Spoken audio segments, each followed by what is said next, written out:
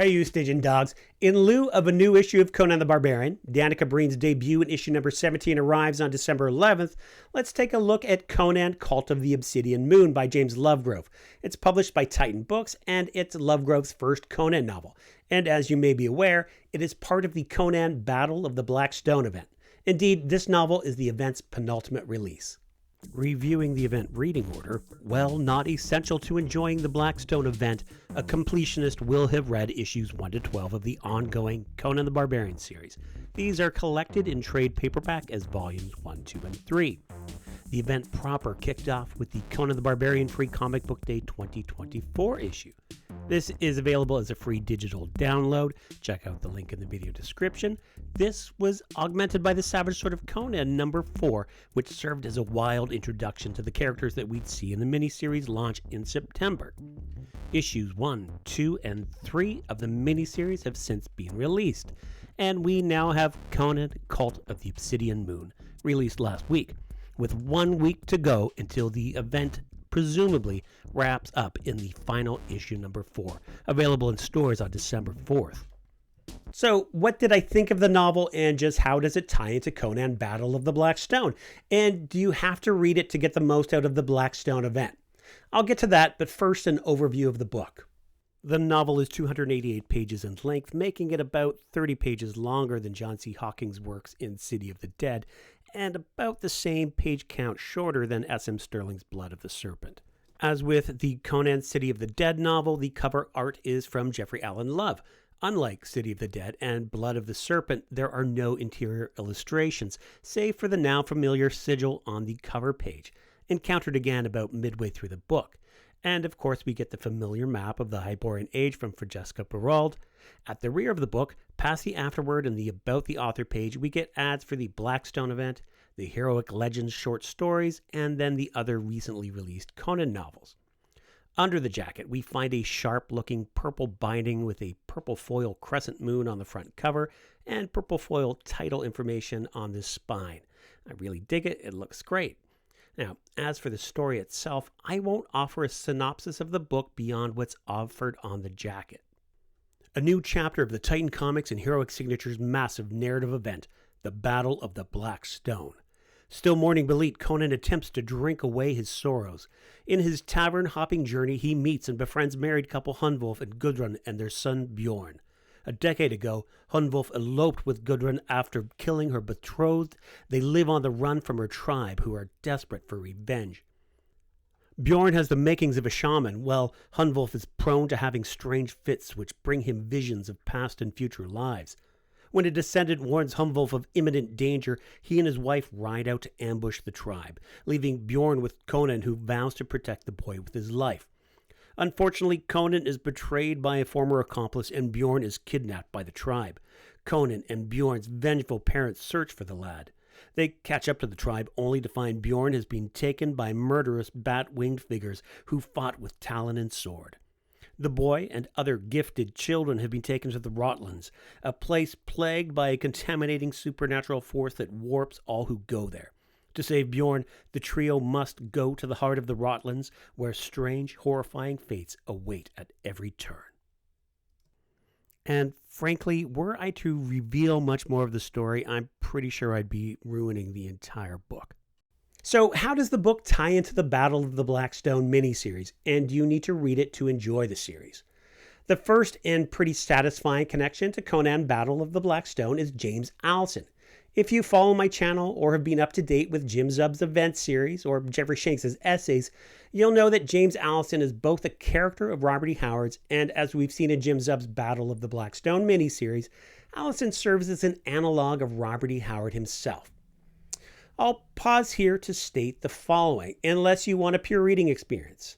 And I'm happy if you do. I don't really consider this a spoiler, but stop now if you don't want anything revealed. Generally speaking, I won't be ruining any of the novel's big moments. Now, with that out of the way, Lovegrove's novel starts with a letter of submission written by James Allison. It's addressed to the editor of Anomalous Adventures, Halston Knox, wherein he introduces his latest manuscript, Cult of the Obsidian Moon. We can imagine the real-world parallel of Robert E. Howard submitting a manuscript to Farnsworth Wright at Weird Tales. Now, in the letter, Allison speaks to the novel as being more than personal, and that while some of his stories are wrought from imagination, others are tales that are based on the adventures of his past incarnations. And here Allison references his, that is to say Robert E. Howard's, The Valley of the Worm and Marchers of Valhalla. Tales set in the antediluvian past, remembrances of his lives as Njord and Hjalmar. And this tale, Cult of the Obsidian Moon, takes place in the Hyborian Age and features his past self, Hunvolf the Iserman, about whom Allison, again Robert E. Howard, had previously written in a story called The Garden of Fear. The author emphasizes that while he details his further adventures as Hunvolf, there is a barbarian of remarkable vigor and splendor who shares in his escapades, one Conan of Cimmeria, and that it is this barbarian that occupies the greater narrative significance in the story. James Allison expresses that this is the most vivid story that he has produced and one that feels most freighted with significance, though the answer as to why is yet to come. So let's take a step back here and take a look at this really fun insertion.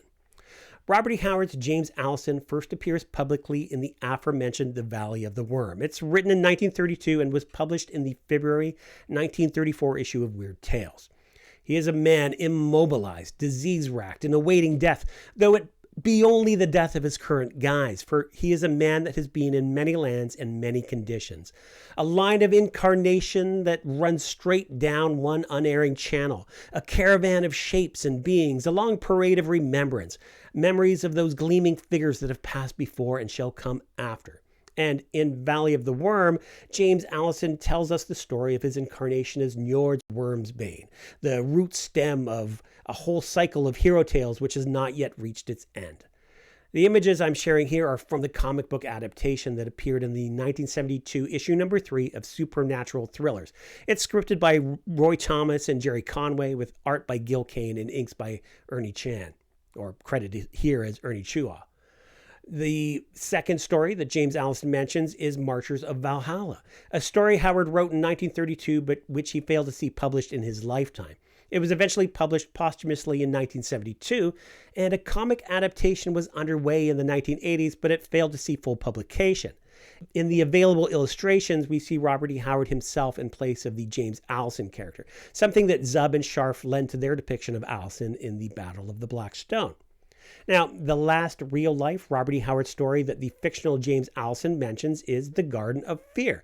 This saw publication in the July-August 1934 issue of Marvel Tales, and it tells the story of Allison's incarnation Hunvolf and his lover Gudrun. The two, forced to flee their village after an act of violence, they find brief respite with kindly villagers when Gudrun is abducted by a winged ape-man. Hunvolf locates his beloved perched in a tower bordered by lethal foliage. Now, an adaptation by Roy Thomas was published in the 1971 issue number 9 of Conan the Barbarian, with Conan and Jenna in the roles of Hunvolf and Gudrun. Howard's James Allison stories are very florid in their telling. They're definitely worth reading to get a feel for the narrator's grandiose style, and it's something that Lovegrove doesn't emulate in Cult of the Obsidian Moon. If you don't get a chance to read the original, don't worry. Lovegrove gives a full summary of Howard's original, The Garden of Fear, as Hunvolf and Gudrun share their travails with Conan. The fact that we see Conan begin an adventure with a past incarnation of James Allison adds more depth to the writer's connection to Conan and the Hyborian Age, and it closes a loop of connection that enriches the idea of a Howardverse. Now, the second connection to Conan, Battle of the Black Stone, is the sigil, and it doesn't appear until about halfway through the book. Conan gives no sign that he recognizes it, but his companions are warned that it is an important and terrible thing, and that they must be wary of it and try to avoid catching its attention. We eventually come to learn that it is a mark that is venerated by the adherents of the titular cult, and that it's connected to an object of celestial origin that holds a terrible, transformative, and deranging power of evil. That object, of course, is the Black Stone, and that would be the third connection to the event series. That said, it's not necessarily the Black Stone that we've come to know throughout the rest of the event. It's more likely a part of the same celestial impacts that transformed Cthulhu's in the Atlantean past. So, what are my general thoughts on the novel, and do you need to have read the miniseries to enjoy it? And if you've been reading the comic, will you be missing out on anything if you haven't read the novel before reading next week's issue number 4? I'll start things off by saying that I had a great time with the novel. James Lovegrove doesn't seem to aim for Howard pastiche and instead gives us his own version of a Conan story. And his Conan feels like Conan. The Cimmerian is competent, intelligent, honorable. His moral code is on full display.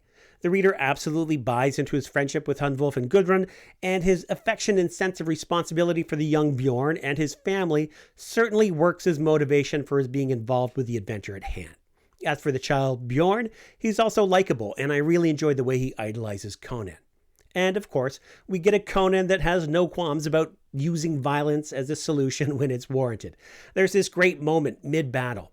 He was never more truly himself than in these moments, when he cared not whether he lived or died, only that his foes were defeated and slain. His wild barbarian soul, liberated from the notions of honor and chivalry which often trammeled it, screamed in glee.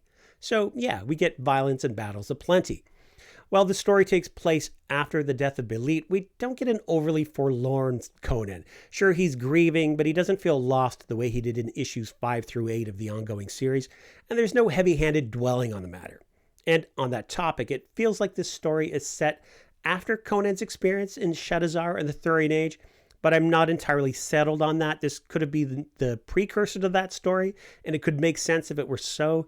Whatever the case, there's no strong sense of Conan having seen the sigil before, so I'm still kind of mulling things around timeline-wise.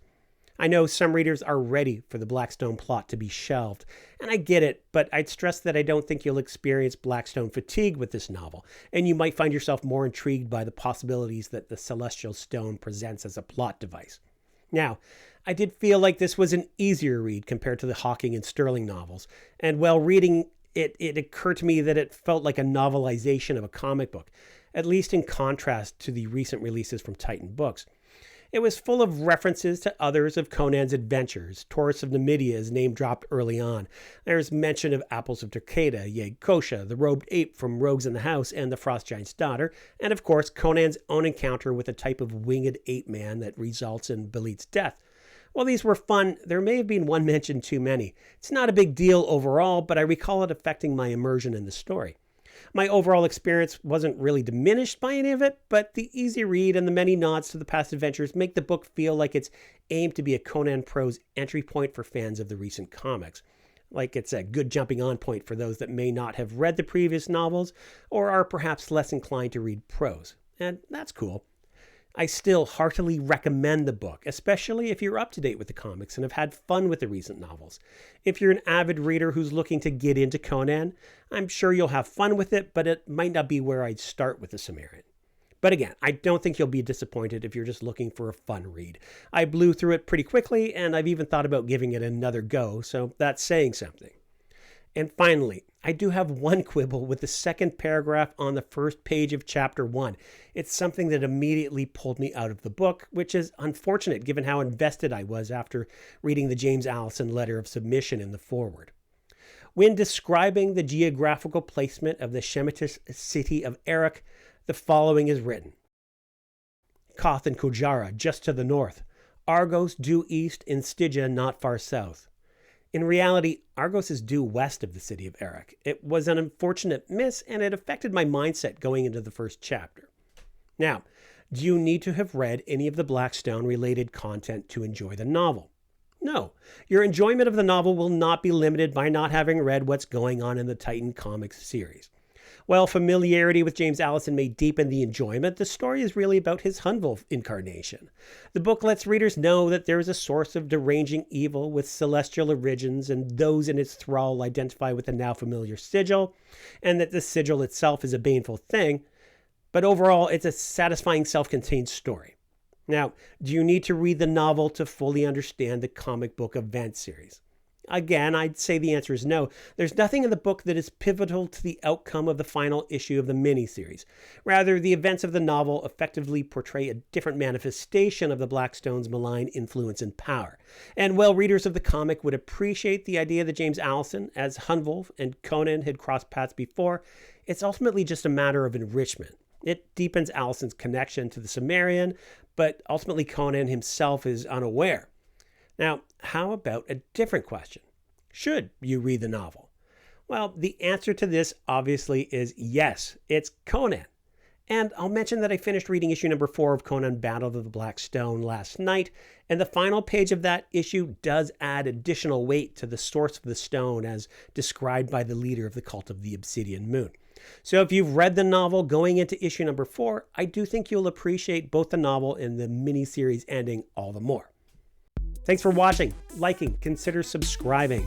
I really do encourage you to check out James Lovegrove's El Borak story, The Siege of Lamekan. It's one of the Heroic Legends shorts, and it's fantastic. Next week, issue number 4 of Battle of the Black Stone releases, December 4th, and then December 11th, we get issue number 17 of Conan the Barbarian and the debut of Danica Breen. And until next time, take it easy, you Stygian Dogs.